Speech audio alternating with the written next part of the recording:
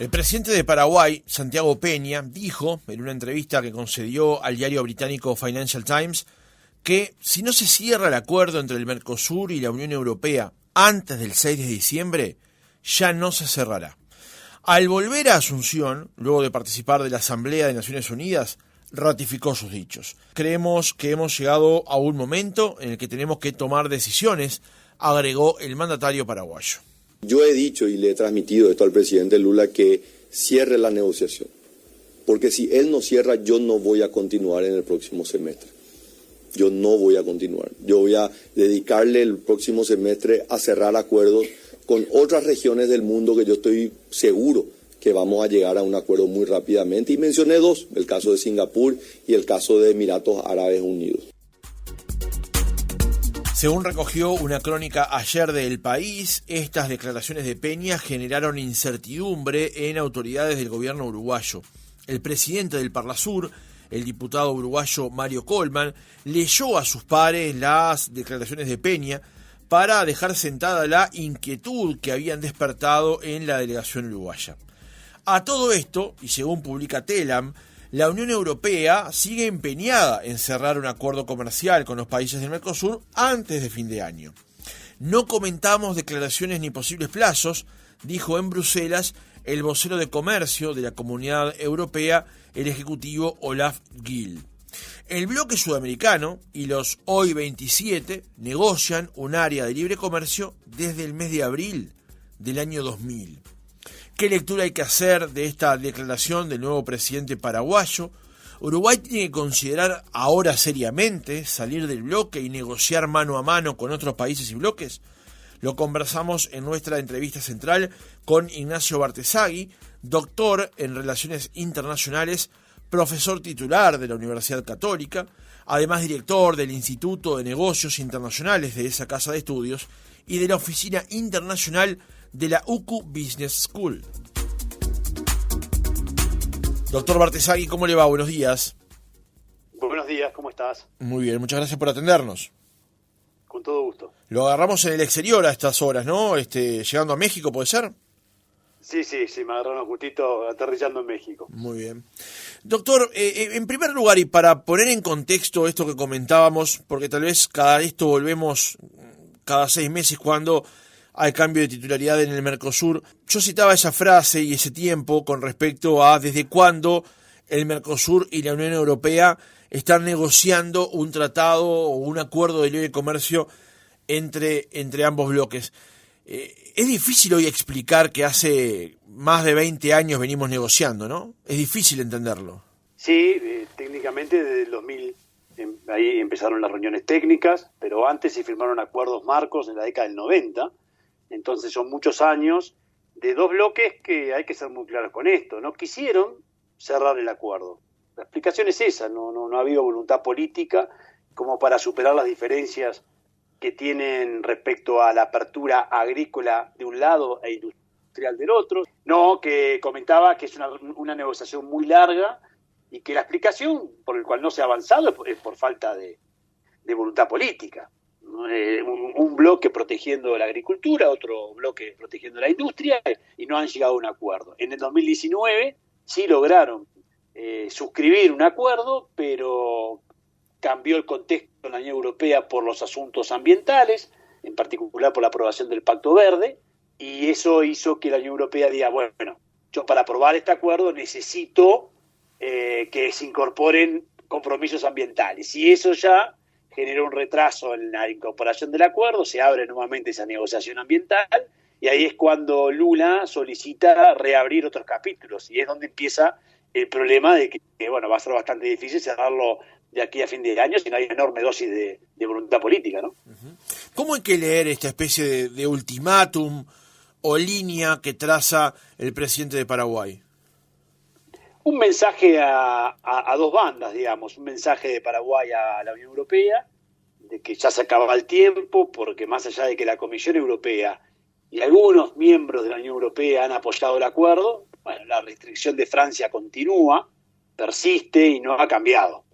Y ese es el mensaje para la Unión Europea. Y después el mensaje más importante que me parece que está dando el presidente paraguayo es al propio Lula, que es un Lula que ha dicho que no a la deuda, también ha dicho que quiere reabrir la propiedad intelectual, que quiere reabrir las compras públicas. Entonces, en ese sentido, se le está agregando demasiada complejidad. Entonces dice Peña, bueno, yo no voy definitivamente a seguir demorando una negociación que no termina más. Entonces le pasa la responsabilidad a Lula de que lidere esta situación y que asuma si la va a cerrar o no esta negociación. Pero Lula ha demostrado que quiere reabrir algunos capítulos que la Unión Europea a priori no va a aceptar.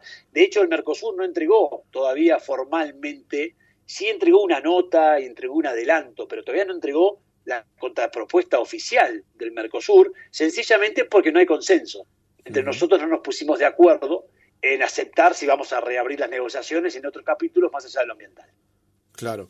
Ahora, hay que leerlo esto como el fin de esta posibilidad, o tal vez cuando sobrevenga otro presidente del bloque nuevamente pueda abrirse la negociación, porque el señor Peña ayer parecía muy convencido de que hasta aquí él ha llegado.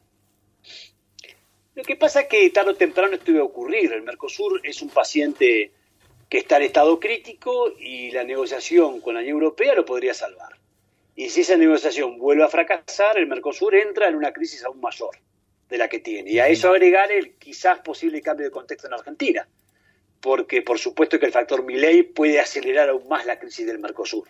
Entonces tenés a un Peña que está diciendo que va a cortar esas negociaciones, a un Lula que está jugando a una política internacional un poco errática, poco clara, que no beneficia en todos los campos al Mercosur. Tenés de otro lado la Unión Europea cargada de problemas todavía, por supuesto, porque no hay que olvidarse que la guerra en Ucrania sí continúa. Entonces, y tenés eventualmente a un Milei que puede ser el próximo presidente de Argentina, donde dice que el Mercosur no sirve para nada.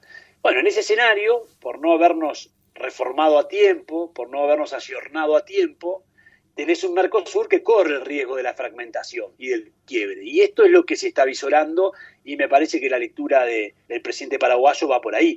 Ahora, ¿qué puede pasar? Es muy difícil de proyectar, porque dependerá, ya digo, de una decisión política. Las negociaciones técnicas, si hay voluntad política, se cierran de aquí a fin de año. Pero no podemos decir que eso va a ocurrir, porque ya nos dijeron que el acuerdo se había cerrado en 2019 y no se cerró. Claro. Y nos dijeron que se iba a cerrar ahora en Bruselas, y en Bruselas tampoco se cerró, en la cumbre CELAC-Unión Europea. Entonces, ya han perdido, me parece que una negociación de tantos años, han perdido credibilidad a las partes, ¿no? Y lo peor que puede pasar es que ya no vale lo que nos digan de este acuerdo, ya que nos avisen cuando se cierre el acuerdo, y así todos los empresarios van a estar muy contentos, porque no hay que perder de vista una cosa: el acuerdo Mercosur-Unión Europea es extremadamente importante para las dos partes, pero fundamentalmente para el Mercosur.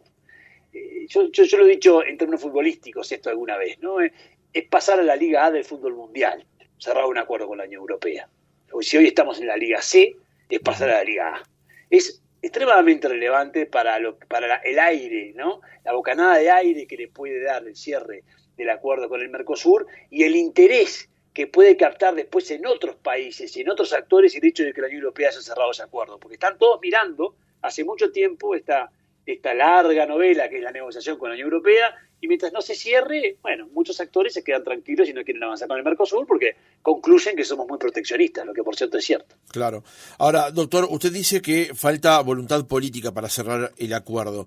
En este caso, uno ve que en Europa hay gobiernos de distinto signo ideológico, porque no es lo mismo la Italia de Meloni que la España de Sánchez, pero de todas maneras llegan a acuerdos técnicos, políticos, económicos y comerciales. Ahora, en América tenemos unos problemas ideológicos similares, tal vez, o posicionamientos ideológicos similares, pero nos cuesta enormemente llegar a los mismos acuerdos. ¿Qué es lo que pasa allí?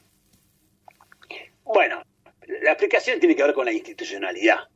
La Unión Europea es una institución fuerte, es un proceso de integración, el más exitoso a nivel mundial, independientemente de los problemas que ha tenido y que todavía tiene, como por ejemplo la crisis migratoria, que es realmente es uno de los puntos más importantes de la agenda de la Unión Europea al día de hoy. Pero la Unión Europea tiene instituciones, tiene supranacionalidad, tiene órganos que toman decisiones por los países. Entonces, No estamos discutiendo cada 4 o 5 años si un gobierno cambia y qué pasa con ese gobierno con respecto a la Unión Europea, o no estamos discutiendo si es de izquierda o si es de derecha. ¿No? Están convencidos que el bloque otorga beneficios para los ciudadanos y para el desarrollo económico. Y de eso no estamos convencidos de eso del Mercosur. ¿Por qué? Porque el Mercosur dijo que iba a hacer algo que no es, porque el Mercosur nunca logró, por supuesto, consolidar sus objetivos originarios, porque el Mercosur no le otorga a los ciudadanos esos beneficios de ser parte del Mercosur. Porque los ciudadanos, ¿qué hacen con el Mercosur? Bueno, cada vez que tienen que estar 10 horas para cruzar la frontera para la Argentina, anda a preguntarle a esa persona en ese momento para qué sirve el Mercosur.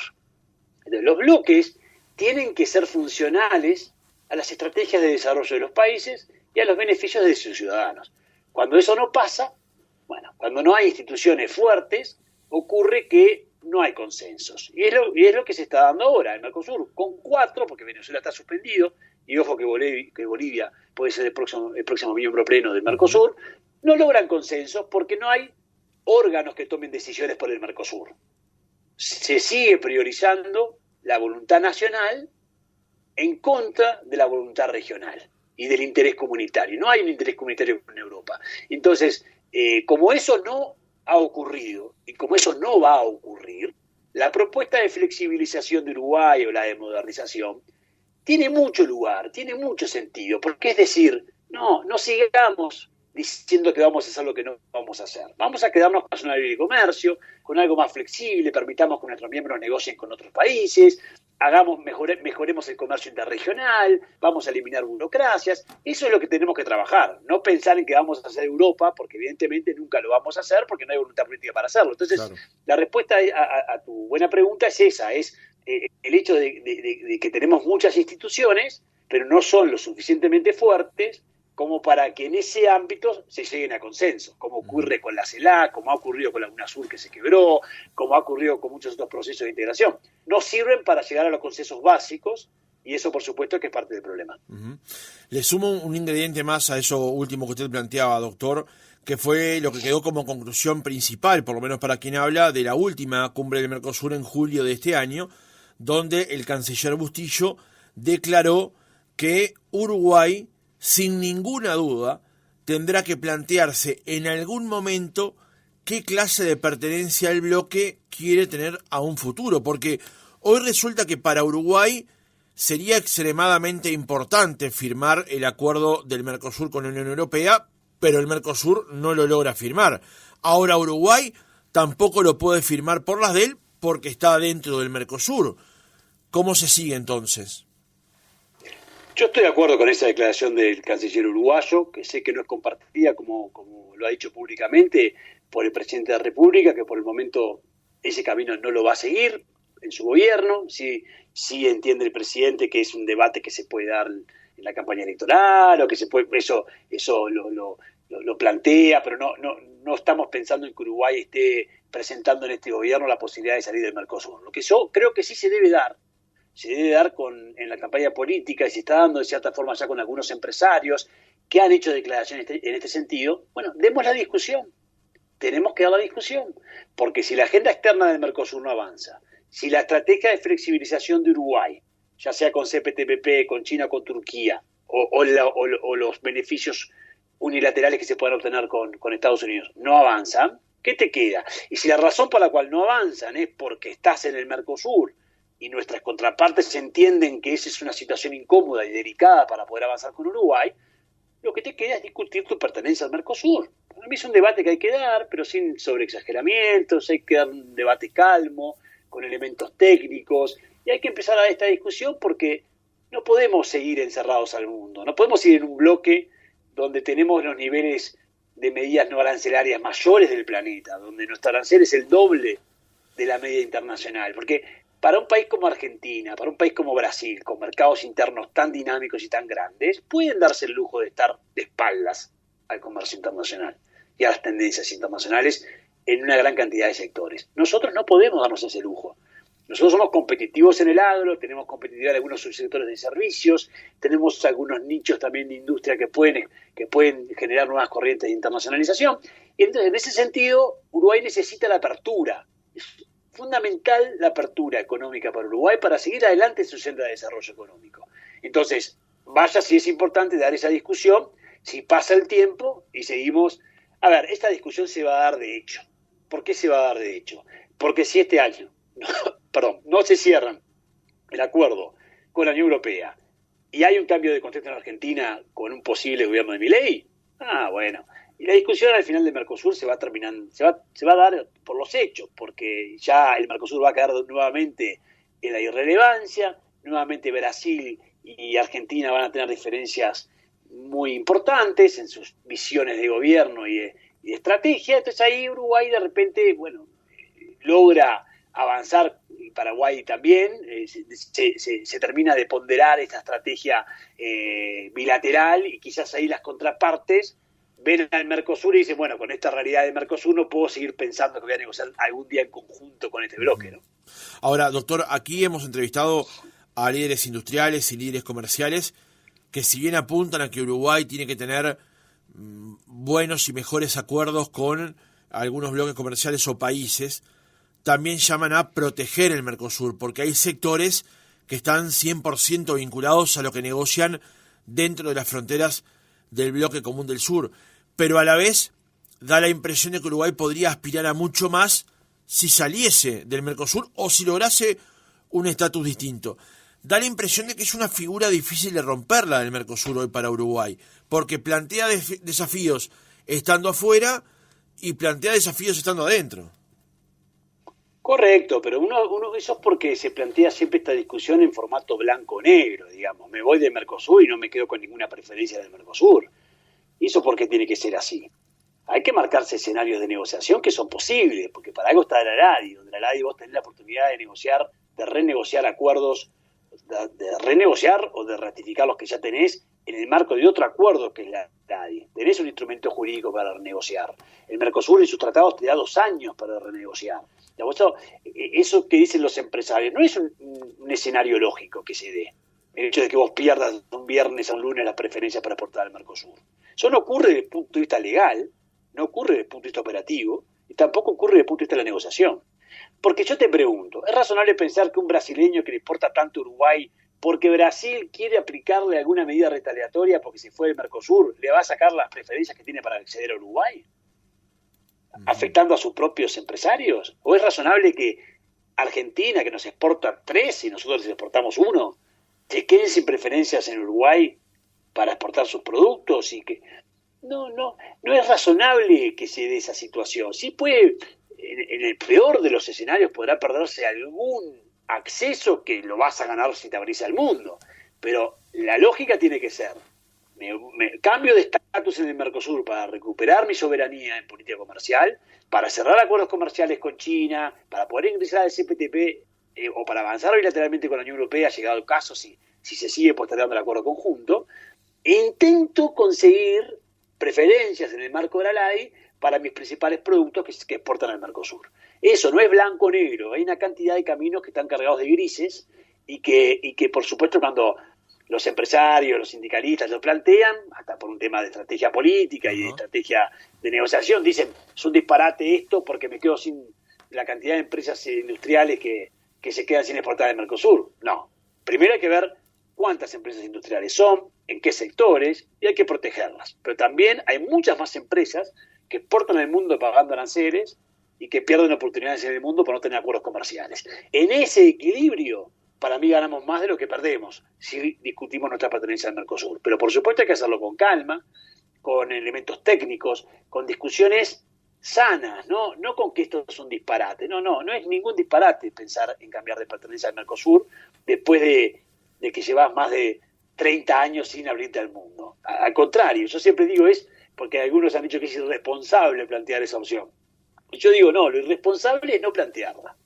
Lo irresponsable es seguir quedándonos quietos, esperando a que un paracaídas que cae no sé de dónde nos dé acceso al mundo. No, tenemos que tener una estrategia país, tenemos que discutirla internamente y tenemos que actuar en consecuencia, porque si no el mundo sigue cerrando acuerdos, Le recuerdo a la audiencia que Nueva Zelanda ya cerró un acuerdo con la Unión Europea. O sea, el problema no es cómo puede, y lo está negociando con Australia, lo está negociando con India, lo está negociando con Filipinas. Entonces va a seguir cerrando la Unión Europea acuerdos y nosotros vamos a seguir perdiendo preferencias relativas.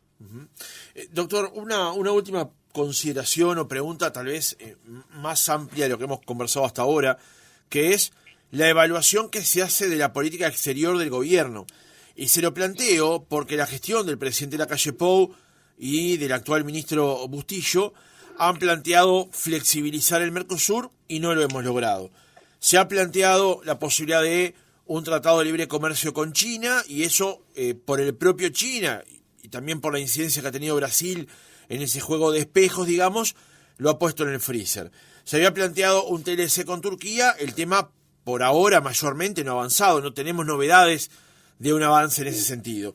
Se pidió el avance o el ingreso al CPTPP y todavía sobre eso no hemos tenido novedades. También es cierto, digo, que nada de eso se genera de hoy para mañana. Digo, no plantea ingresar a un bloque comercial y, como usted decía, lo pide el viernes e ingresa el lunes. Ahora, en términos generales, ¿cómo evalúa usted la posición del gobierno ante plantearse estos objetivos y por lo menos al día de hoy no haber concretado ninguno? Correcto, 2 o 3 cosas. Primero, es cierto que no se han concretado esos objetivos. También es cierto que el gobierno hizo todo lo posible para concretarlos. Lo que ocurrió fue un cambio de contexto por Brasil, ¿no? Además, el gobierno tampoco ha terminado, ¿no? Esto siempre de las campañas electorales que se adelantan, nos queda esa sensación de que ya el gobierno terminó. Ojo que el gobierno todavía no terminó. Y quedan visitas importantes, quedan gestiones importantes, quedan análisis de parte de estos pedidos de adhesión que se han realizado, que están en curso y que por diferentes motivos no sabemos en qué pueden terminar. Ahora, coincido, no se han alcanzado los objetivos planteados en términos de flexibilización, el Mercosur no ha avanzado en su agenda externa, por lo tanto hoy seguís sin tener mejoras en la apertura comercial. También hay que reconocer que se hicieron los esfuerzos, se avanzó durante Bolsonaro y Guedes porque te habilitaron para que sigas ese camino, cambió el contexto de Brasil y no nos supimos reubicar en ese nuevo contexto, ¿no? Ahí quedamos en una situación muy incómoda porque Brasil vino a Uruguay a decir que quería negociar en conjunto, fue a China a decir que quería negociar en conjunto, Argentina siempre nos impidió la posibilidad de negociar bilateralmente y Paraguay jugó el camino del medio. Con Abdo Benítez jugó el camino del medio y Peña tiene una visión bastante parecida al gobierno anterior, pero con estos matices que se reflejan de su reciente declaración. Entonces, no podemos ponerle nota porque el gobierno no terminó, pero es cierto que no se han alcanzado todavía los objetivos, por más que me parece que hay que ser justos en que se intentó cumplir con lo que Uruguay necesita, que es abrirse al mundo. Ahora, para bailar el tango se precisan 2. Entonces Uruguay ya tomó la definición de bailar el tango, con China, con el CPTPP, pero bueno, necesitamos que ahora ellos quieran salir a bailar con nosotros y esa decisión de salir a bailar con nosotros para iniciar las negociaciones, que es lo que queremos, implica un muy buen manejo y un estratégico manejo de nuestro gobierno en el Mercosur. Implica seguir dialogando con Lula, implica pensar cómo vamos a manejar la situación de Argentina en un posible cambio de contexto, implica ver cómo vamos a trabajar con el presidente Peña. Hay allí una gran cantidad de estrategias que para mí todavía se deben desplegar para seguir intentando alcanzar el objetivo que, como vos bien decís, hasta ahora no lo hemos alcanzado. Doctor Ignacio Bartesagui, doctor en Relaciones Internacionales, profesor titular de la Universidad Católica, gracias por haber estado otra mañana con nosotros. Con todo gusto, un abrazo.